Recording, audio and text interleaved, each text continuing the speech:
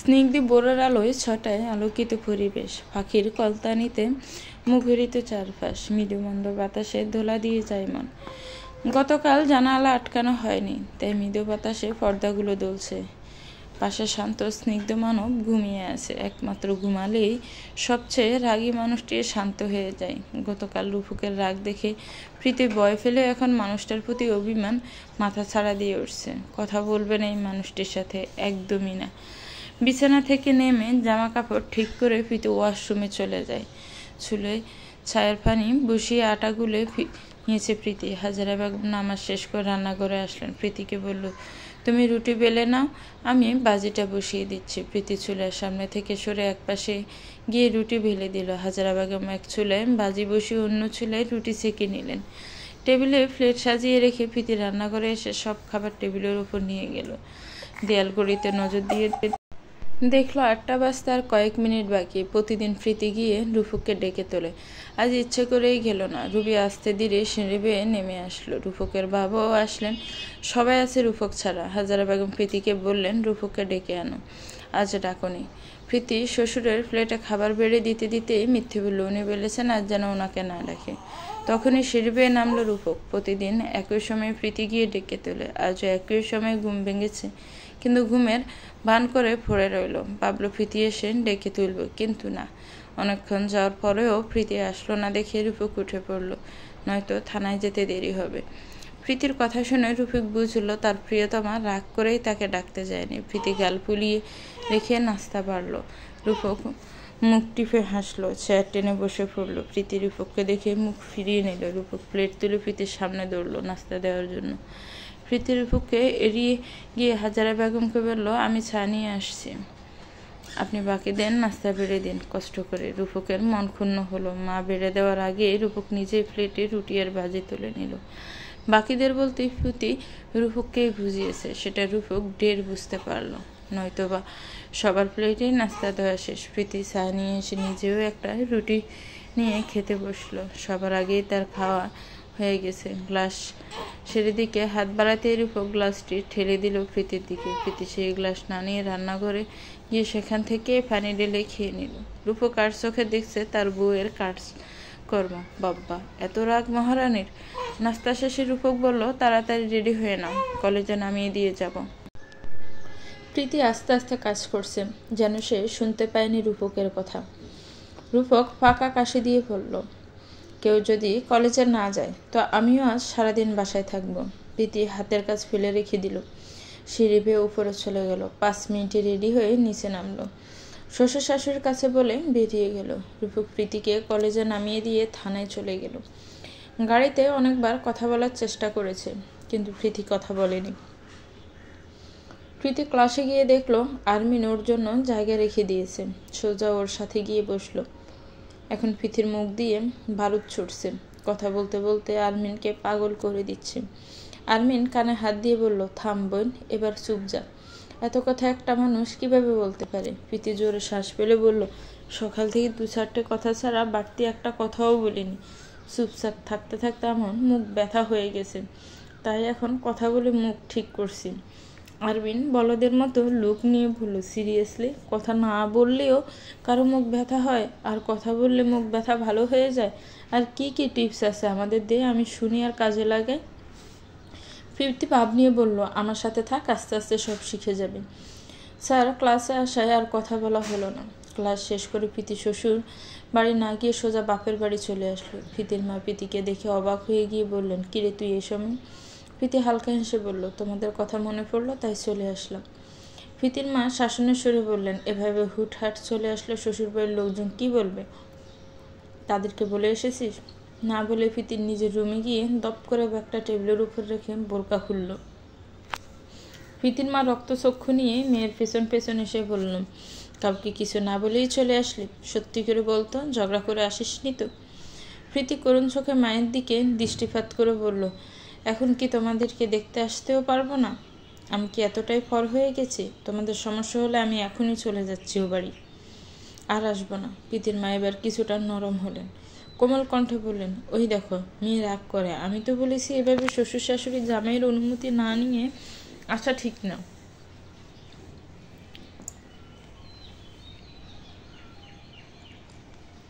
প্রীতি আদরে সুরে বলল, এবার আমাকে 1 কাপ চা দাও, তোমার হাতে বানানো। প্রীতির মা ধমকে বললেন, এখন কিসের চা? ফ্রেশ হয়ে আয়, দুপুরে খাবার সময় হয়েছে।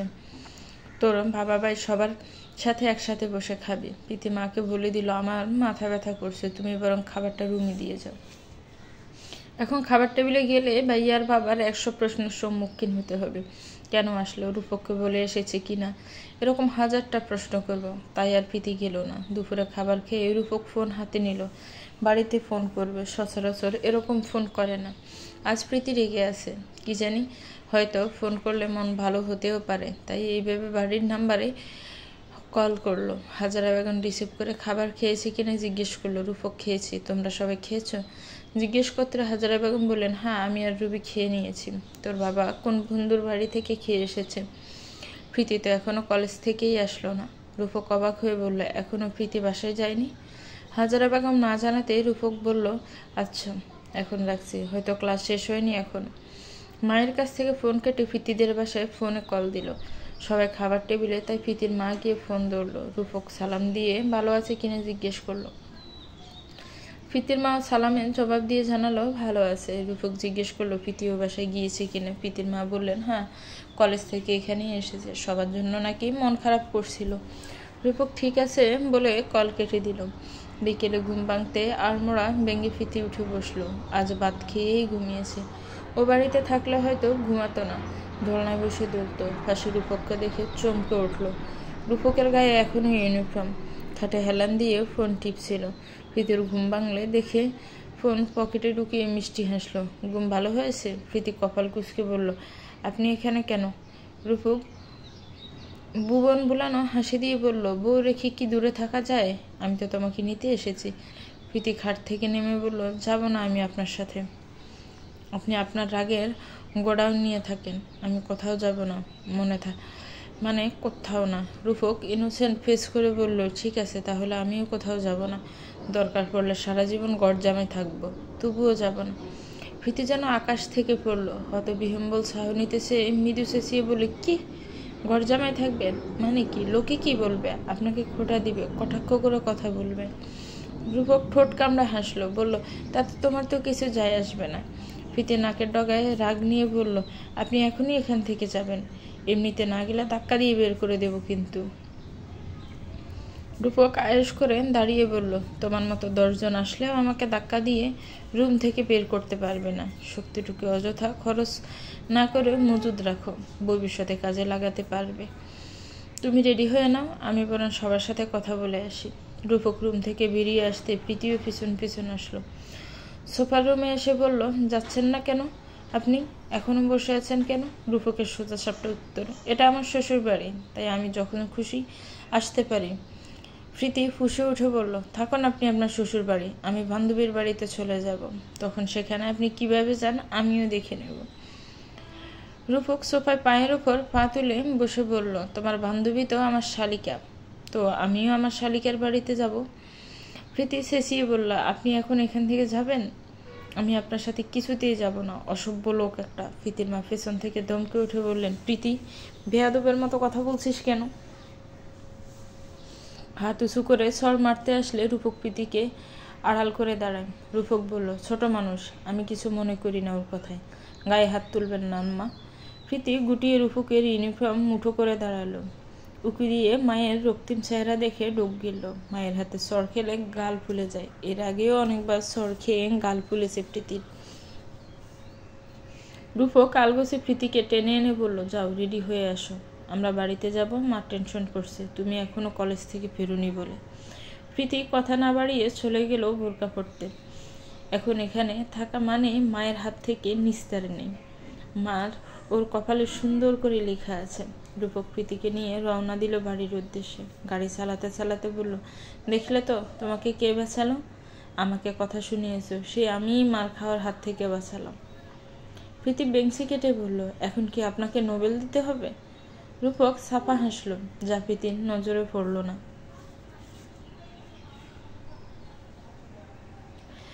ফারুক রাতে বাসায় এসে রাজীব শেখকে জানালো সে স্বপ্নাকে বিয়ে করতে চায়। তার কথা শুনে রাজীব শেখ ক্ষুব্ধ হয়ে বললেন, অসম্ভব, আদারিয়া রজনীতে রাস্তায় ল্যাম্পপোস্টের দরিদ্রাত আলো ছটা, পরিবেশ শান্ত স্তব্ধ, কেউ ঘুমাচ্ছে তো কেউ নিজের কাজ নিয়ে ব্যস্ত। মাঝে মাঝে দুই একটা গাড়ি শাসা করে রাস্তার গাছগুলোকে পেছনে ফেলে ছুটছে নিজের গন্তব্যে। রাতের খাবার খেয়ে প্রীতি বিছানা ঝাড়ছে ঘুমানোর জন্য। রূপক সোফায় বসে প্রীতির দিকেই তাকিয়ে আছে। বিকেলের পর থেকে গুনে গুনে যতটা কথা বলেছে প্রতিটি কথা খোঁচা মেরে বলেছে প্রীতি। প্রীতি আর চোখে রূপককে দেখে নিতে গিয়ে চোখাচোখি হলো দুজনের। রূপক তো স্থির নেত্রে তাকিয়েছিল। চোখাচোখি হতেই প্রীতি চোখ সরিয়ে নিল। রূপক ফাংশটো মুখে বলল, শিক্ষা হয়ে গেছে আমার, আর জীবনে এত জোরে ধমক দেব না তোমাকে। প্রীতি মিটিমিটি হাসছে রূপকের কথা শুনে। আজকে আচ্ছা মতো এড়িয়ে চলেছে মানুষটাকে। প্রীতি হাসতে দেখে রূপক নিজেও ফিক করে হেসে দিল। হাসির খেলায় মেতে উঠল দুজনে। রূপক হাসি থামিয়ে বলল, রাগ কমেছে?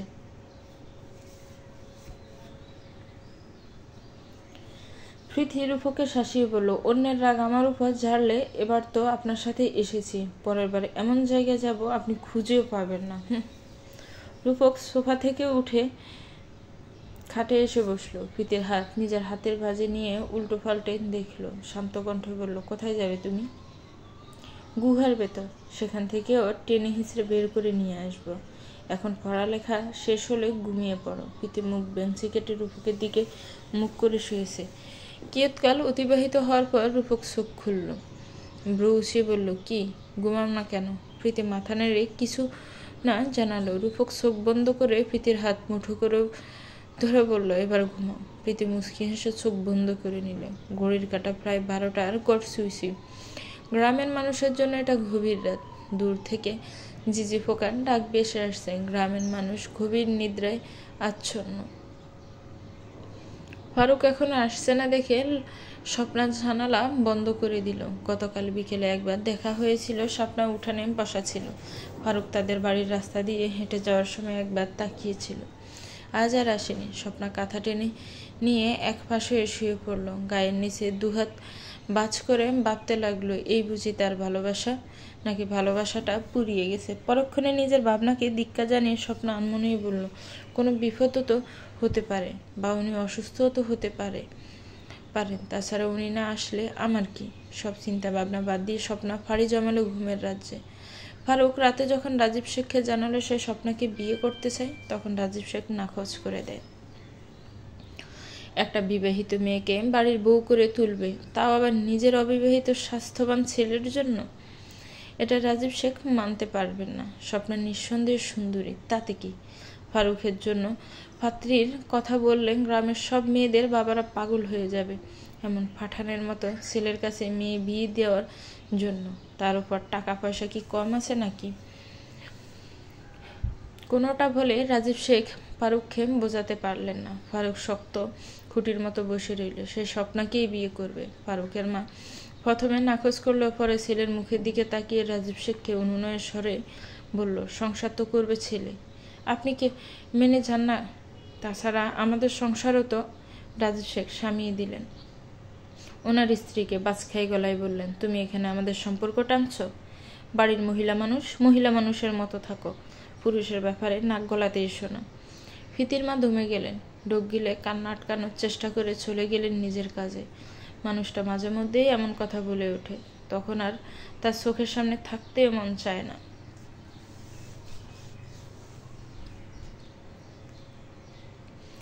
ফারুক এতক্ষণ মাথা নিচু করে সোফায় বসা ছিল। এবার মাথা তুলে বলল, মা তো ভুল কিছু বলেনি, যা বলেছে ঠিকই বলেছে, আর আমিও স্বপ্নাকেই বিয়ে করব। রাজীব শেখ ফারুকের পিঠে হাত দিয়ে বলল, আহ, রেগে যাচ্ছিস কেন? দেখ, তোর জন্য মেয়ের অভাব হবে না। স্বপ্নাকে বউ হিসেবে এই বাড়িতে মানায় না, ওকে তো। আর একটা কথাও না। চেঁচিয়ে উঠে রাজীব শেখকে থামিয়ে দিল রূপক। আপনি যেটা মনে এনেছেন সেটা মন থেকে মুছে ফেলুন। স্বপ্ন এই বাড়ির বউ হবে, নয়তো আমি সব কিছু তছনছ করে দেব। এবার সিদ্ধান্ত আপনার, আপনি কি করবেন? ফারুক খাবার টেবিল ছেড়ে উঠে গেল। রাজীব শেখ রুদিরাক্ত আখি যুগল নিক্ষেপ করলেন ফারুকের যাওয়ার পথে। পরে অনেক ভেবেচিন্তে তিনি নিজেই ফারুকের ঘরে গিয়ে তার ঘাড়ে হাত রেখে জানালেন, কালকেই স্বপ্নাদের বাড়িতে বিয়ের প্রস্তাব নিয়ে যাবেন। ফারুক আনন্দে রাজীব শেখকে জড়িয়ে ধরল। রাজীব শেখ চলে যেতে ফারুক স্বপ্নাকে দেখতে বের হতে চেয়েও থেমে গেল। কালকেই একসাথে সারপ্রাইজ দেওয়া যাবে। ফারুকের মাঝে অস্থিরতা কাজ করছে। কবে বের হবে? কবে নিজের প্রিয় মানুষটির চমকে যাওয়া মুখশ্রী দর্শন করবে? স্বপ্না নিশ্চয়ই চমকে উঠবে।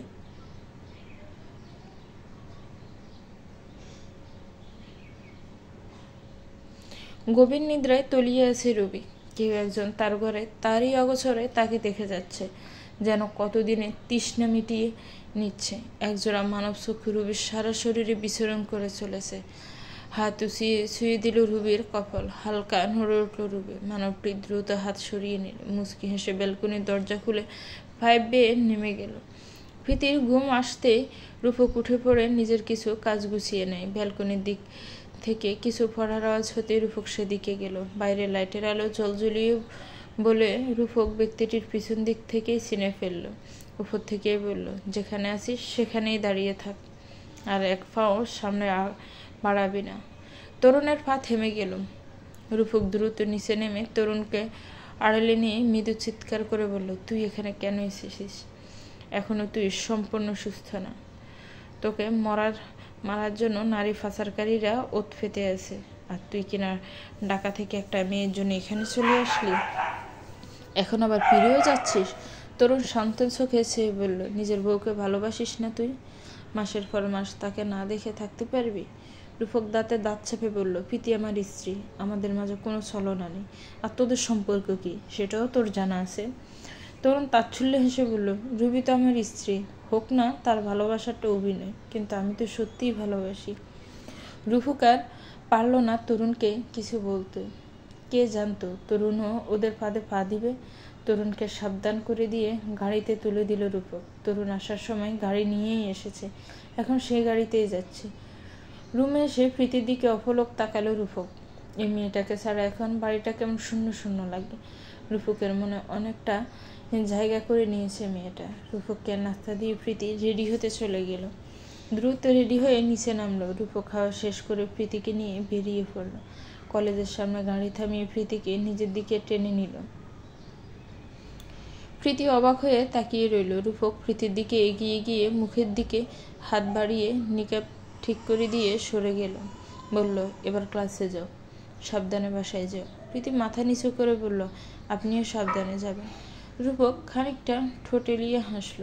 প্রীতি সোজা ক্লাসে গেল। রূপক ওকে নিজের দিকে টেনে ধরেছে, এটা দেখে সে ভাবলো হয়তো চুমুটুমু দেবে, কিন্তু না, নিকাব ঠিক ছিল না বলে সেটা ঠিক করে দিল। মানুষটার মধ্যে কি কোনো রসকস নেই নাকি?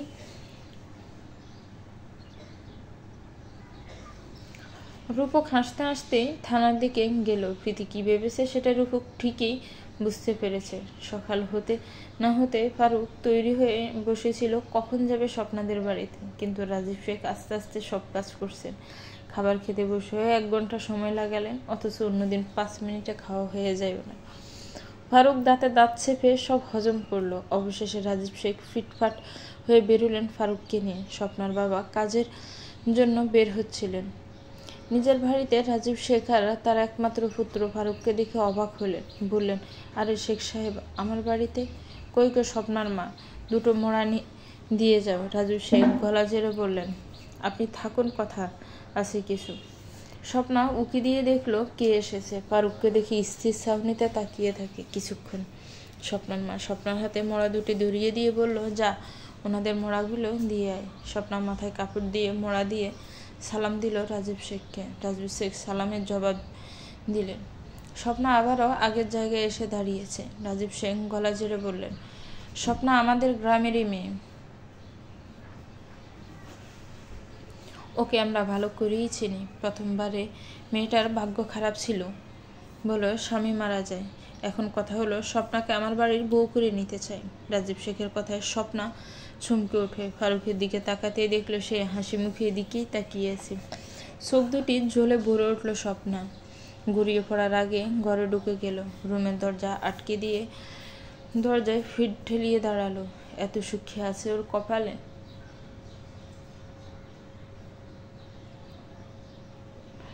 বেলা 11টা। সূর্য একেবারে মাথার উপর তীর্যকভাবে কিরণ দিয়ে যাচ্ছে।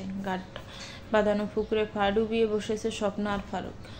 দক্ষিণা বহ বাতাস এসে স্বপ্নার ঘুমটা ফেলে দিল। কিছু ছোট চুল উড়ে চোখের উপর পড়ায় স্বপ্না চোখ ফিটফিট করে বিরক্তিতে চুলগুলো কানের পিছনে গুঁজে নিল। ফারুক হাত উঁচিয়ে ওড়না নিয়ে স্বপ্নার মাথায় আবারও ঘুমটা দিয়ে দেয়। স্বপ্না চাপা গুঞ্জন করে বলে, আমার সময় লাগবে কিছুদিন। ফারুকের মুখ মুহূর্তে পাংশুটে হয়ে গেল, তবুও মৃদু হেসে শিথিল কণ্ঠে বলল, তোমার যত সময় নেওয়ার নিতে পারো, আজ হোক বা কাল আমার প্রিয়তমা একজনই হবে, আর সেটা এই নারীটি ছাড়া আর কেউ নয়। স্বপ্নার ভেতরে ঈশ্বর ঢেউ খেলে গেল, উষ্ণ রক্ত শিথিল হয়ে আসে, লজ্জারা ঘিরে ধরল তাকে, আড়ষ্ট ভঙ্গিতে বলল, আমি যাই। ফারুক ঠোঁট ঠেলিয়ে হাসল। রাজীব শেখ চাইছেন আরো কিছুদিন পর বিয়েটা হতে, একটাই তো ছেলে, এত তাড়াহুড়োর কি আছে? স্বপ্নার বাবা আগে যারা বিয়ের প্রস্তাব দিয়েছিলেন তাদেরকে না করে দিয়েছেন। ফারুক বাবার সাথে স্বপ্নাদের বাড়ি থেকে বেরিয়ে চলে এলো। এতদিন বাবার ব্যবসায় তার মন ছিল না। তাছাড়া রাজীব শেখও কখনো ছেলেকে ব্যবসার হাল ধরার কথা বলেনি। কয়েক মাস হলো ফারুক বাবার ব্যবসার হাত লাগিয়েছে। এখন বাবা ছেলে দুজন মিলেই ব্যবসা সামলায়। ফারুক বিমর্ষচিত্ত মন নিয়ে বাড়ি ফিরল। নিশুতি রাত। বারান্দায় দাঁড়ালে দূর ল্যাম্পপোস্টের হরিদ্রাভ আলো জ্বলতে দেখা যায়। আকাশে অসংখ্য তারা জল জল করে উঠছে। বিষাদ গন্ধ মন দিয়ে একটা দীর্ঘশ্বাস ছাড়ল রূপক। প্রীতি বিছানা চাদর টান টান করে রূপককে ডাকতে আসলো ঘুমানোর জন্য। রূপক এক পলক তাকালো প্রীতির দিকে, কণ্ঠে বলল, আচ্ছা প্রীতি, আমি না থাকলে তুমি একা থাকতে পারবে? প্রীতি হতবিহ্বল চাহনি নিয়ে বলল, আপনি থাকবেন না? কোথায় যাবেন? শান্ত কণ্ঠে রূপক বলল, 1 বছরের ট্রেনিংয়ে যাচ্ছি কিছুদিন পর, দেশের বাইরে। শেষের কথা তাও স্পষ্ট স্বরে বলল। প্রীতি বিস্ময়ে থেমে গেল। অস্থির কণ্ঠটা বলল, আপনাকে কেন দেশের বাইরে যেতে হবে? আপনি এখানেই থাকবেন, আমরা সবাই একসাথেই থাকব। রূপক লম্বা শ্বাস টেনে প্রীতির দুহাত খুব সনফনে নিজের হাতের মুঠোয় নিল। শান্ত কণ্ঠে বলল, নিজের দেশের জন্য লড়তে যেতে হবে তো। এখান থেকে কি দেশের জন্য লড়া যায় না? করুণ শোনালো প্রীতির কণ্ঠস্বর। রূপক দুহাতে আজলা ভরে প্রীতির মুখ তুলে বলল, এত অবুঝের মতো আচরণ করলে হবে? বড় হচ্ছ তো তুমি, আমি তো আবার কাজ শেষ করেই ফিরব। দেখতে দেখতে না দেখতে সময় কেটে যাবে, ট্রেনিং শেষ হলেই আমি চলে আসব। প্রীতির চোখে পানি সিকসিক করতে ধরে আসা গলায় বলল, আপনাকে একটু জড়িয়ে ধরি। রূপকের হার্টবিট বেড়ে গেছে শতগুণ। তড়িৎ গতিতে বুকের বাঁ পাশে হৃৎপিণ্ড নামক বস্তুটির ডাব ডাব দৃশ্য আওড়ায় তুলছে, যা তার নিজ কানে এসে তরঙ্গিত হচ্ছে। রূপক অনেকবার প্রীতিকে স্পর্শ করেছে, দুবার নিজের অদরের উষ্ণ ছোঁয়া দিয়েছে, তবু এবার কেন জানি তার মধ্যে কেমন অস্থিরতা কাজ করছে। যদি সে আরো দুর্বল হয়ে পড়ে, প্রীতিকে ছাড়া থাকতে যদি তার ভীষণ কষ্ট হয়। রূপক আর আকাশের তলব ভাবনার মাঝে প্রীতি রূপককে জড়িয়ে ধরে ওর বুকে মাথা রাখে। রূপক জেল থেকে পালিয়ে আসা আসামির ন্যায় দুহাত উপরে তুলে রাখে। প্রীতি ফুফিয়ে উঠতে রূপক অস্থির হয়ে এক হাতে প্রীতির পিঠে আলতো করে ছুঁয়ে অন্য হাত প্রীতির মাথায় রাখে। প্রীতিকে বোঝানোর জন্য বলছে, এত মন খারাপ করলে চলবে? আমি যাওয়ার আগে তোমাকে ফোন কিনে দিয়ে যাব, ভিডিও কলে কথা বলবো, তখন আর এতটা খারাপ লাগবে না, মনে হবে আমরা একসাথে আছি। প্রীতি নাক টেনে বলল, আচ্ছা আপনি বিদেশে গিয়ে আরেকটা বিয়ে করে ফেলবেন না তো? রূপক ব্যবসাকে খেয়ে গেল। বুঝতে পারছে বিয়ের প্রথম দিনের ঘটনা এখনো প্রীতির মস্তিষ্ক থেকে মুছে যায়নি। রূপক নিজের ভাবনা একপাশে রেখে প্রীতির ঘালে হাত রেখে বলল, আমার এমন সুন্দরী একটা বউ থাকতে আমি কেন আবার বিয়ে করবো? প্রীতিই হবে রূপকের একমাত্র প্রিয়তমা। প্রীতির জেদ ধরে বলল, আচ্ছা তাহলে প্রমাণ করুন প্রীতি আপনার একমাত্র প্রিয়তমা। রূপক ভাবুক হয়ে বলল, তাহলে আমাকে কি করে প্রমাণ করতে হবে? প্রীতি মুখ গুচ্ছে বলল, আমিও আপনার সাথে বিদেশে যাব। রূপক চোখ বড় বড় করে বলল, তুমি বিদেশে গিয়ে কি করবে?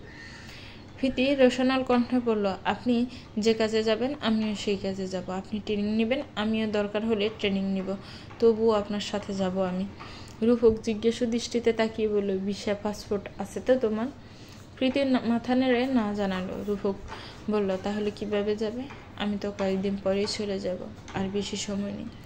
প্রীতি রূপকের হাত ছাড়িয়ে দূরে সরে যাওয়ার চেষ্টা করতে রূপক প্রীতিকে কাছে টেনে প্রীতির নাকে নাক ঘেঁষে বলল, আমি তাড়াতাড়ি ফিরে আসবো, ততদিনে তুমি মন দিয়ে পড়ালেখা করবে, হুটহাট কোথাও যাবে না, ঠিক আছে? রূপকের ছোঁয়া পেয়ে প্রীতি খানিকটা গুটিয়ে গেল। গাল দুটোতে রক্তিম আভা ছড়িয়ে পড়েছে। নতনাজু হয়ে মাথা দুপাশে দুলিয়ে রূপকের কথায় সায় জানায়। রূপক ছেড়ে দিতে প্রীতি ছুটে রুমে এসে শুয়ে পড়ে। রূপক পেছন পেছন রুমে এসে প্রীতির পাশে শুয়ে পড়ল। প্রীতি খাটের এক কোণে গিয়ে শুয়েছে। রূপক প্রীতিকে টেনে নিজের বাহুর উপর শোয়ালো। প্রীতি অবাক হচ্ছে, এত ভালোবাসা কেন আজ উতলে পড়ছে? আমার থেকে দূরে যাবে বলে বুঝে ভালোবাসা বেড়ে গেল? এতদিন যে আমি ছাতক পাখির মতো তার ভালোবাসার অপেক্ষায় চেয়ে রইলাম, আজ বুঝি তার অবসান ঘটবে। প্রীতির ভাবনাকে আর বাড়তে দিল না রূপক। কাঁথার উপর দিয়ে এক হাতে ঝরিয়ে ধরে পড়ল, এরকম ড্যাব ড্যাব করে তাকিয়ে না থেকে ঘুমাও, আর তুমি যা ভাবছো সেটার জন্য আগে বড় হও। প্রীতির সাথে সাথে চোখ বন্ধ করে নিল। চোখ খুলে থাকলে তাকে এখন আরো লজ্জায় পড়তে হবে। রূপক আরেকটু শক্ত করে জড়িয়ে ধরল প্রীতিকে। প্রীতি বিড়বিড় করে বলল, পিষে ফেলুন আমাকে, তারপর আমার গুঁড়ো হওয়া হাড় পাউডার হয়ে আপনার সাথে বিদেশ চলে যাবে। রূপকের কানে কথাটা যেতে সে ধমক দিয়ে বলল, বক বক না করে ঘুমাও। রুবির ফোন অনবরত বেজে চলেছে, কিন্তু রিসিভ করার নাম নেই। রুবি নিচে এসেছিল পানি নিতে। পানি নিয়ে উপরে যেতে আবারও ফোনে রিংটং কম্পিত হলো পুরো রুম। ফোন রিসিভ করে কানে ধরতে ওপাশ থেকে জাজালো কণ্ঠস্বর শোনা গেল, এতক্ষণ ফোন না তুলে কোথায় ছিলে? রুবি বিরক্তিকর কণ্ঠে বলল, আমার কি কোনো কাজ থাকতে পারে না? আর যখন দেখেছ আমি রিসিভ করছি না, তখন এতবার কল দেও কেন? সময় হলে আমি নিজেই ফোন করতাম। অজ্ঞাত ব্যক্তি বাজ খাই গলায় বলল, তোকে আমি ওখানে কেন পাঠিয়েছি? তুই কি চাস না রূপকের ধ্বংস হোক? রুবি দাঁতে দাঁত চেপে বলল, আমি চাইলেই কি? আমার মনে হচ্ছে তুমি চাইছো না। চাইলে অবশ্যই অনেক আগেই রূপকে শেষ করে দিতে। এখনো কিসের অপেক্ষা করছো? আমি সেটাই বুঝতে পারছি না। ওপাশের ব্যক্তি বলল, ধীরে সুস্থে এগোতে হবে। হুট করে একজন পুলিশ অফিসার মারা যাবে, এত সহজে সব কিছু মিটে যাবে ভাবছিস? ওকে আস্তে আস্তে নিজের জালে ফাঁসিয়ে মারবো। একটাকে তো আগেই শেষ করেছি, আর কোনো ইনফরমেশন থাকলে তাড়াতাড়ি নেই। রুবি বলল, আপাতত কোনো ইনফরমেশন নেই। কিছুক্ষণ পরই বলল, ও হ্যাঁ, একটা কথা বলবো করে বলা হয়ে ওঠেনি। রূপকের বইয়ের বয়স 16 বছর, বাল্যবিবাহ হয়েছে তার। অজ্ঞাত ব্যক্তি বলল, শিট, এই কথা এখন বলছিস আমায়? রুবি বলল, এই কথা বলেও কি লাভ? কিছুই করতে পারবো না আমরা, কারণ নিবন্ধন কার্ডে 18 দেওয়া আছে। অজ্ঞাত ব্যক্তি সুর টেনে বলল, আচ্ছা, তাহলে তো তার বউকে একবার দেখতে হচ্ছে। রুবি তাচ্ছিল্যে হেসে বলল, বউয়ের প্রতি ভালোবাসা ঝর্ণার পানির মতো গড়িয়ে পড়ছে। অজ্ঞাত ব্যক্তি বাঁকা হেসে বলল, ভালো, খুব ভালো। ভালোবাসা তো বউয়ের প্রতিই থাকবে। আজ তুই আমাকে অনেক বড় ইনফরমেশন দিলি। এখন ঘুমিয়ে পড়, আমি রাখছি। ফোন রেখে দিয়ে রুবিও ঘুমিয়ে পড়ল। রূপক ওয়াশরুম থেকে গোসল করে বের হলো। ফোন বেজে উঠতে রিসিভ করলো। ফারুক ফোন করেছে, প্রীতির সাথে কথা বলতেছে। রূপক প্রীতিকে রান্নাঘর থেকে ডেকে আনলো। ফারুক জানালো সে স্বপ্নাকে বিয়ে করবে, বাবা কাল গিয়ে কথা বলে এসেছে। প্রীতি উত্তেজনায় লাফিয়ে উঠে মুখে হাত চেপে নিজের খুশি নিয়ন্ত্রণ করার চেষ্টা করে। ফারুক জানে এই বিয়েতে সবচেয়ে খুশি প্রীতি হয়েছে। স্বপ্না প্রীতির প্রিয় একজন মানুষ। প্রীতি নিজেকে সামলে বলল, আমি কলেজ শেষে যাব আমার একমাত্র ভাবিকে দেখতে। আচ্ছা যাস বলে ফারুক হেসে দিয়ে ফোন কল কেটে দিল। রূপক তীক্ষ্ণ চোখে তাকিয়েছিল প্রীতির দিকে। ফোন রাখতেই জিজ্ঞেস করলো, এত খুশি হওয়ার কারণ কি? প্রীতি রূপককে জাপটে ধরে বলল, ভাইয়ার স্বপ্নাফার বিয়ে। রূপক অনেকবার প্রীতির মুখে স্বপ্নার নাম শুনেছে, তাই চিনতে তেমন কষ্ট হলো না। প্রীতি জানালো সে আজ কলেজেই যাবে না, সোজা স্বপ্নাফার বাড়িতে যাবে। রূপক না করলো না। এই হাসি মাখা মুখে বিষাদ নামতে দিতে ইচ্ছে করছে না রূপকের। প্রীতিকে রিকশায় উঠিয়ে দিয়ে রূপক থানার পথে গাড়ি নিয়ে ছুটল। সামনে চা দোকানে অনেকেই বসে আছে। রূপক গাড়ি থামালো চা খাবে বলে। সকালে প্রীতির উত্তেজনায় ঠেলায় আজ চা খেতে পারেনি। চা না খেলে সারাদিন মাথা ব্যথা করবে। রূপকের বয়সী একজন বলল, আজ তোমার লাইসেন্স কই? রূপক চায়ে চুমুক দিয়ে বলল, বউ লাইসেন্স না, ঘরের রানী বুঝলা। আর সে বাবার বাড়ি গেছে। চায়ের শেষ চুমুক দিয়ে বিল মিটিয়ে গাড়িতে উঠল রূপক। বাড়তি কোনো কথা বলল না। ছেলেটা মুখ বিকৃত করে বলল, সবই বউয়ের সামসা। আরেকজন উঠে বলল, এ কথা কে বলেছে? তার সাদমুখখানা দেখি। সারাদিনে যাকে ফোন করে বউয়ের আসল ছাড়িয়ে বের করে আনতে পারি না, সে আবার অন্যকে বলছে। ছেলেটি ব্যস্ত ভঙ্গিতে এদিক ওদিক তাকাতে লাগলো। দোকানে উপস্থিত সবাই উচ্চস্বরে হেসে উঠল। খা খা রোদ্দুর, সূর্যের তেজ অন্যদিকের চেয়ে আজ একটু বেশি। গ্রামের আঁকাবাঁকা রাস্তার দুই ধারে নাম জানা অজানা গাছগাছালিতে ভরপুর। দুপাশে আছে ধান ক্ষেত। গাড়ে গামছা তুলে অনেকটা কেন যাচ্ছে কাজের উদ্দেশ্যে। ছোট বাচ্চারা স্কুল ড্রেস পরিধান করে, কেউ কাঁধে ব্যাগ, কেউ হাতে বই নিয়ে ছুটে চলেছে স্কুলের পথে। গ্রামের এই মনোরম সৌন্দর্য যে কারো হৃদয়ে কেড়ে নিতে সক্ষম, যদি সে প্রকৃত প্রেমী হয়ে থাকে। প্রীতি এসব দেখতে দেখতেই স্বপ্নাদের বাড়ির সামনে এসে থামলো। রিকশায় ভাড়া রুফুক দিয়ে দিয়েছে, তাই প্রীতি রিকশা থেকে নেমে এক ছুটে স্বপ্নাদের বাড়ির ভেতর ঢুকলো। স্বপ্না মাটির চুলায় রান্না করছে, মাথায় ওড়না দেওয়া, আগুন নিভে যাওয়ার ধোঁয়া ছড়াচ্ছে। চোখে মুখের রাজ্যের বিরক্তি নিয়ে স্বপ্না আগুন পুনরায় জ্বালানোর চেষ্টা করে যাচ্ছে। আজ মা একটু অসুস্থ থাকায় স্বপ্না নিজেই রান্না করতে এসেছে। প্রীতি স্বপ্নাকে চুলার সামনে দেখে সেখানে এসে বসলো। স্বপ্না আগুন ধরাতে এতটাই ব্যস্ত যে প্রীতিকে খেয়ালই করেনি। প্রীতি পেছন থেকে স্বপ্নাকে চাপটে ধরতে স্বপ্না ও মাগো বলে চিৎকার করে উঠল। প্রীতি হাসতে হাসতে ছেড়ে দিল স্বপ্নাকে। স্বপ্নার বুক দাপড়ের ন্যায় উঠানামা করছে, এখনো দুক দুক আওয়াজ তুলে ছেড়েছে। স্বপ্না ভেবেছিল কোনো ছেলে মানুষ তাকে ধরেছে, এই বুঝি তার প্রাণ পাখিয়ে উড়ে যেত। প্রীতিকে হাসতে দেখে গাল টিপে দিয়ে বলল, বিচ্ছু মেয়ে, ভয় পাইয়ে দিলে, এক্ষুনি মরে যেতাম। প্রীতি চোখ টিপে বলল, আমার ভাই তোমাকে মরতে দিবে? মুহূর্তেই রক্তিম হয়ে উঠল স্বপ্নার গাল দুটি। খানিকটা লজ্জা পেয়ে বললে, বেশি কথা বলিস তুই। প্রীতি স্বপ্নাকে আরেকটু লজ্জা দেওয়ার জন্য বলল, তাই এবার আমার ভাইয়ের জন্য হৃদয়ের টান আছে তো? টান অনুভব করো, নাকি আমি সবাইকে বলে দেব তুমি ভাইয়াকে বিয়ে করতে চাও না? স্বপ্না অস্থির হয়ে উঠে বলল, আমি একবারও বলেছি তোর ভাইয়ের জন্য আমার টান নেই? প্রীতি সুর টেনে বলল, ও তাহলে টান আছে? স্বপ্না নতনাজু হয়ে লজ্জা মিশ্রিত হাসি দেয়। প্রীতি স্বপ্নার সাথে কথা বলে রূপকদের বাড়িতে যাওয়া ধরতে স্বপ্নার মা শোয়া থেকে উঠে আসেন। উনি কিছুতেই প্রীতিকে না খেয়ে যেতে দিবেন না। প্রীতি কোনো মতে শাশুড়ির কথা বলে বেরিয়ে আসে, সোজা শ্বশুর বাড়িতে চলে যায়। আজ রাহাত আর ফারিহা আসবে বাড়িতে। ফারিহাকে বাড়িতে দিয়ে আবার কালই রাহাত চলে যাবে। একদিনে ছুটি নিয়েছে, তাই বিকেলেই অফিস শেষে বাস ধরেছে। হাজারা বেগম দুই ছেলের পছন্দ মতো রান্না করছেন। রূপক ওনার কাছে থাকলেও তেমন সময় করে তার পছন্দের খাবার রান্না করা হয় না। হাজারা বেগম কোনো কিছুই এক ছেলের জন্য করেন না, দুজনের জন্যই সমানভাবে সবটা করেন। রুবি আর প্রীতি পাশে দাঁড়িয়ে হাজারা বেগমের রান্নায় সাহায্য করছেন। খাবারের তালিকায় বেশিরভাগই বিভিন্ন পদের ভর্তা। দুই ভাই ভর্তা পছন্দ করে। প্রীতি মাংস তেমন একটা পছন্দ করে না।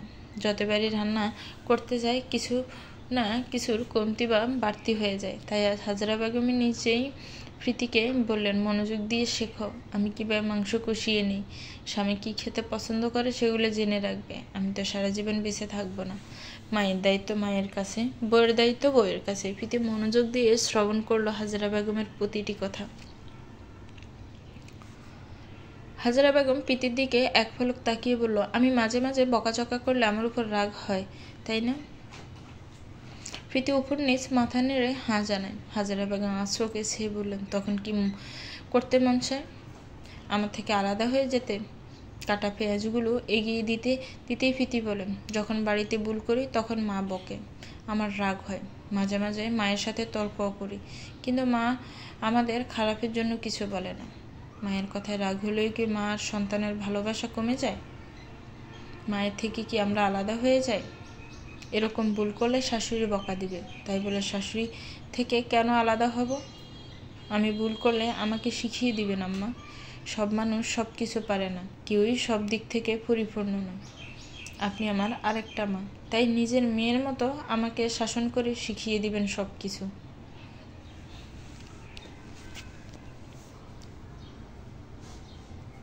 হাজারা বেগম তিক্তির হাসি দিলেন। আল্লাহর কাছে হাজারো শুকরিয়া, দুই ছেলের জন্যই তিনি খাঁটি হিরে আনতে পেরেছেন। শুধু রূপগুণে সুন্দরী হলেই চলে না, দিল সাফ থাকলে তবেই তাকে আসল সুন্দরী বলা যায়। হাতে হাত সব কাজ এগিয়ে দিয়ে প্রীতি হাজারা বেগমকে পাঠিয়ে দিল ফ্রেশ হয়ে নিতে, রান্নাঘরও গুছিয়ে নেবে। হাজেরা বেগম বিদ্রুপ করলেন না। রুবি এতক্ষণ রান্নাঘরে দাঁড়িয়ে হাজেরা বেগম আর প্রীতির ভালোবাসা দেখল মন্ত্রমুগ্ধের মতো। ছোটবেলা থেকেই মাকে কাছে পায়নি, বুঝ হওয়ার পর থেকে শুনে এসেছে ওর মা মৃত, তাই মায়ের ভালোবাসা কাকে বলে সেটা রুবির জানা নেই। প্রথম প্রথম হাজেরা বেগম অনেক মায়া করতেন তাকে, কিন্তু যেদিন রুফকের বউ হওয়ার পরিচয় দিল সেদিন থেকেই কেমন যেন হয়ে গেছে। এমনিতেই কিছু বলেন না, কিন্তু স্নেহ করাটা ছেড়ে দিয়েছে। রান্নাঘর গুছিয়ে প্রীতি চলে গেল গোসল করতে। রাত হলেও রান্নাঘরে থাকায় শরীর কেমন নোংরা লাগছে, শরীর দিয়ে যেন আগুন বের হচ্ছে। এরকম অস্বস্তি নিয়ে রাতে ঘুমও হবে না। রূপক বাসায় নেই, সামনের দোকানে গিয়ে বসেছে। 1 ঘন্টায় 4 কাপ চা শেষ করলো 15 মিনিট অন্তর অন্তর। রং চা শরীরের জন্য বেশ ভালো, উপকারে। মাথা ব্যথা জ্বর থাকলে তখন চা খেলে অনেকটা আরাম পাওয়া যায়।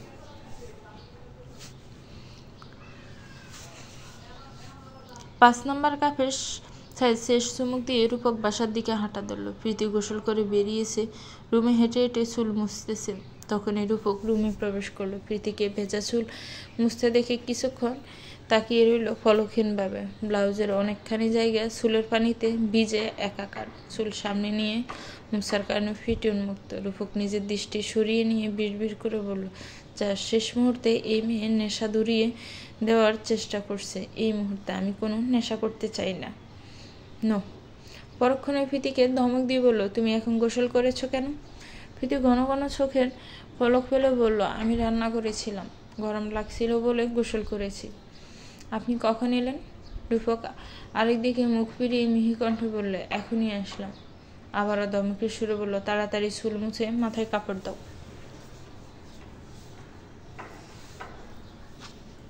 প্রীতি মুখ কালো করে বলল, এরকম দম কাচ্ছেন কেন? আমি আবার কি দোষ করলাম? রূপক বিড়বিড় করে বলে, বড় ধরনের অপরাধ করে এখন জিজ্ঞেস করছে আমি কি দোষ করলাম। এই মেয়েটার জন্য অনুভূতি জন্মাতে কে বলেছিল? নিজেকে সংযত রাখার দায় হয়ে পড়েছে। প্রীতি কিছু না বুঝতে পেরে বলল, কি বলছেন? রূপক জবাব না দিয়ে প্রীতির হাত থেকে তোয়ালে কেড়ে নিয়ে ওকে ঘুরিয়ে দিল। দ্রুত চুল মুছে দিয়ে বলে, এবার মাথায় ঘুমটা দিয়ে রাখো। প্রীতি ভেবাচাকা খেয়ে গেল। কি হচ্ছে সব? মাথার উপর দিয়ে যাচ্ছে। নিচ থেকে অনেকজনের কথার আওয়াজ শোনা যাচ্ছে। ফারিহার রাহাত বোধহয় চলে এসেছে। প্রীতি দ্রুত নিচে নেমে আসে। রূপকও আস্তে আস্তে নেমে আসে। ফারিহা সবার সাথে কুশল বিনিময় করে এবার প্রীতিকে জড়িয়ে ধরল। প্রীতিও জড়িয়ে ধরল। ফারিহা আগের চেয়ে আরো সুন্দরী হয়ে গেছে। এক একজন এক এক জায়গায় আবহাওয়ার মানিয়ে যায়। রাহাত প্রীতিকে বলল, দেখো তো আজ আমাদের 2 ভাইকে আলাদা করতে পারো কিনা। প্রীতি মাথা নিচু করে হাসল। প্রথম দিনের ঘটনা মনে পড়তে খানিকটা লজ্জা পেল। তার প্রিয় মানুষটাকে সে 1000টা রূপকের মাছ থেকেও খুঁজে বের করতে পারবে। আগে মানুষটা অচেনা থাকলেও এখন সম্পূর্ণ মানুষটাই তার চেনা। রূপকের বাবা গলা জেড়ে বললেন, এসেছ, এবার ফ্রেশ হয়ে নাও, খেয়ে রেস্ট করবে, কথা কালকেও বলতে পারবে। রাহাত আর ফারিহা চলে গেল নিজেদের ঘরে। প্রীতি খাবার সব টেবিলে এনে রাখছে। রুবি নিচে নামেনি। হাজেরা বেগমও নিজের ঘরে গেছেন। কেউ নেই দেখে রূপক প্রীতির সাথে হাতে হাতে তরকারির বাটিগুলো এনে টেবিলে রাখছে। প্রীতি আর চোখে চেয়ে বলল, আপনাকে আমি বলেছি আমাকে সাহায্য করুন। রূপক প্রীতির কথায় পাত্তা না দিয়ে বলল, আমার মন চাইল তাই করছি। প্রীতি আলগোছে হাসে। তা দেখে রূপকও হাসল। সবাই আসার আগে আগে সবকিছু টেবিলে নিয়ে আসা শেষ। রূপক চেয়ার টেনে বসে পড়ল। একে একে সবাই নিচে নামলো। হাজেরা বেগম সব টেবিলে রেডি দেখে বলল, এর মধ্যে সব নিয়ে এসেছো? ফারিহা খাবারের বাটি হাতে নিল খাবার বাড়তে। হাজেরা বেগম বসিয়ে দিয়ে বললেন, কাল থেকে করিও, আজ আমি করে নিচ্ছি। প্রীতি তুমিও বসো। প্রীতি না করে দিয়ে বলল, সবাই খেয়ে উঠুক, আমি আপনার সাথে পরে খাবো। ফারিহা আর বসল না। বউ শাশুড়ি 3 জন মিলে খাবার বাড়ছে। প্রত্যেক রমণী তার স্বামীর পেট ভর্তি করায় ব্যস্ত। অনেকদিন পর সবাই তৃপ্তি করে খাচ্ছে। পছন্দের খাবার বলে কথা। কি সুন্দর দৃশ্য। রুবির একবার মনে হলো তরুণ আর ওর সম্পর্কটা স্বাভাবিক হলে নিশ্চয়ই এরকম দৃশ্য তার বেলায়ও দেখা যেত। পরক্ষণে সবকিছু মনে পড়তেই নিজেকে সংযত করে নিল। শত্রুরা কখনো ভালোবাসার পাওয়ার যোগ্যতা রাখে না। খাবার পর্ব শেষে যে যার ঘরে গিয়ে ঘুমিয়ে পড়ল। রূপক প্রীতিকে আষ্টেপৃষ্টে জড়িয়ে শুয়ে আছে, মনে মনে আউড়ে যাচ্ছে বিদেশ গেলে প্রীতি নামক কোলবালিশ সে কোথায় পাবে। তো ভিউয়ার্স, গল্পটার এই পর্ব কেমন হয়েছে একটি কমেন্টস করে জানাবেন। গল্পটা ভালো লাগলে একটি লাইক করবেন, গল্পটাকে শেয়ার করবেন, আর আমার চ্যানেলটাকে প্লিজ সাবস্ক্রাইব করবেন। যারা অলরেডি সাবস্ক্রাইব করে রেখেছেন তাদেরকে অনেক অনেক ধন্যবাদ। ভালো থাকবেন, সুস্থ থাকবেন, আমার চ্যানেলের সাথেই থাকবেন। আল্লাহ হাফেজ, আসসালামু আলাইকুম।